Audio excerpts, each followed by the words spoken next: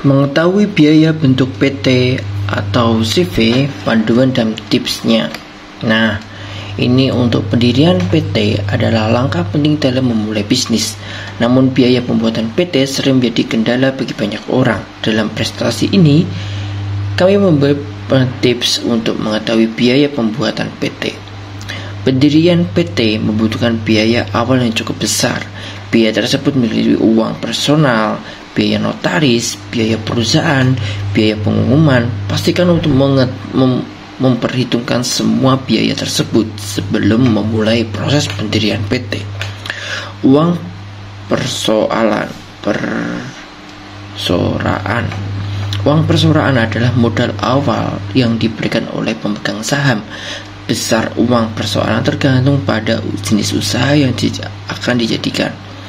Ada beberapa jenis usaha yang memiliki uang persoalan minimal seperti usaha jasa, perdagangan, atau industri.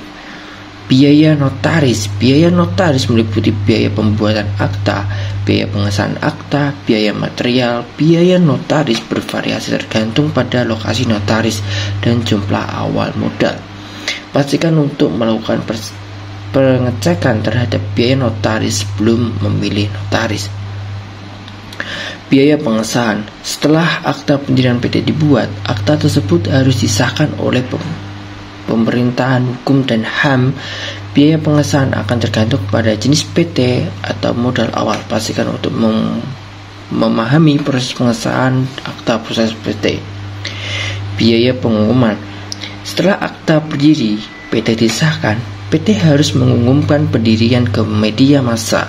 Biaya pengumuman tergantung pada jenis media yang digunakan dan beberapa media yang dapat digunakan seperti koran, majalah, website.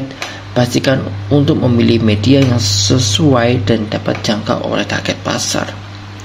Nah, itulah untuk mengetahui biaya pembuatan PT. Langkah-langkah mendirikan PT, persyaratan dan prosedur. Oke, kita bahas. Pendirian PT adalah proses yang harus dilakukan secara benar. PT merupakan badan usaha yang populer di Indonesia dan memiliki banyak keuntungan. Pada presentasi ini akan dibahas persyaratan pendirian PT. Persyaratan. Ada beberapa persyaratan yang harus dipenuhi ketika mendirikan PT, antara lain minimal 2 pendiri, modal dasar minimal 50 juta, nama PT harus unik dan dapat digunakan oleh perusahaan lain, jenis nama unik dan belum digunakan usaha lain, jenis usaha pedagang atau NPWP. Prosedur pendirian PT meliputi beberapa tahap, yaitu membuat akta pendirian, menyiapkan perorangan, mendapat pengesahan badan hukum, pendaftaran dan lain-lainnya.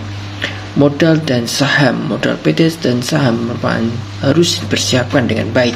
Modal perorangan menentukan kemampuan perusahaan dalam menjalankan operasional. Saham perusahaan memiliki berbagai pemilik perusahaan dan dapat dijual belikan. Ini pajak, dan itulah langkah-langkah mendirikan PT, persyaratan dan prosedurnya.